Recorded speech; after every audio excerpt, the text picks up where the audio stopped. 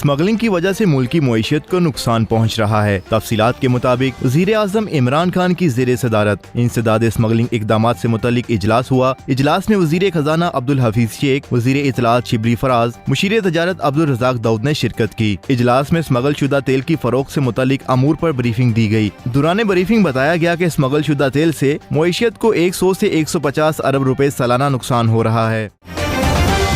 जो भी फौज के खिलाफ जुबान इस्तेमाल करेगा 72 घंटे में उसके खिलाफ कार्रवाई होगी। रावलपिंडी में मीडिया से बात करते हुए शेख रशीद का कहना था कि पीपल्स पार्टी जीत गई है और पीडीएम हार गई है। पीपल्स पार्टी ने पीडीएम को घुटने टेकने पर मजबूर कर दिया। चेयरमैन पीपल्स पार्टी से मुतल्लिक एक सवाल के जवाब में शेख रशीद का कहना था कि बिलावल समझदार है, उसने अच्छा खेल खेला। वज़ीर आज़म को एतमाद हासिल है। 31 जनवरी को हुकूमत मुस्ताफी नहीं होगी। शाह महमूद कुरैशी ने कहा कि वज़ीर आज़म इमरान खान को ऐवान का एतमाद हासिल है। अपोजिशन के कहने पर मुस्ताफी क्यों होंगे। उन्होंने कहा कि अवाम अपोजिशन की असलियत पहचान चुके हैं, उनके जलसे जुलूसों में जान नहीं है।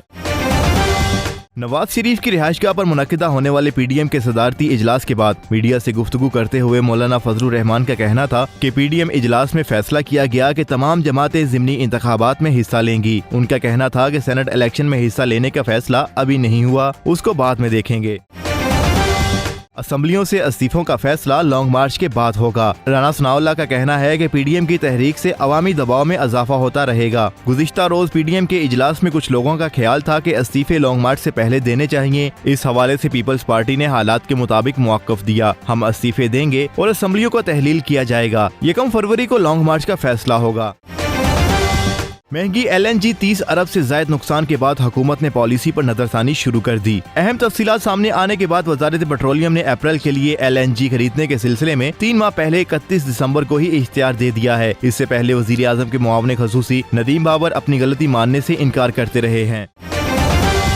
पाकिस्तान में कोरोना से मजीद 82 अफराद इंतकाल कर गए। पाकिस्तान में कोरोना के अदादो शुमार बताने वाली वेबसाइट के मुताबिक गुज़िश्ता 24 घंटों के दौरान मुल्क भर में कोरोना से अमवात की शरह 2.1%, जबकि मुस्बत केसेस की शरह 5.81% रही। 82 अफराद कोरोना के बाइस इंतकाल कर गए, जबकि 2184 नए केसेस सामने आए।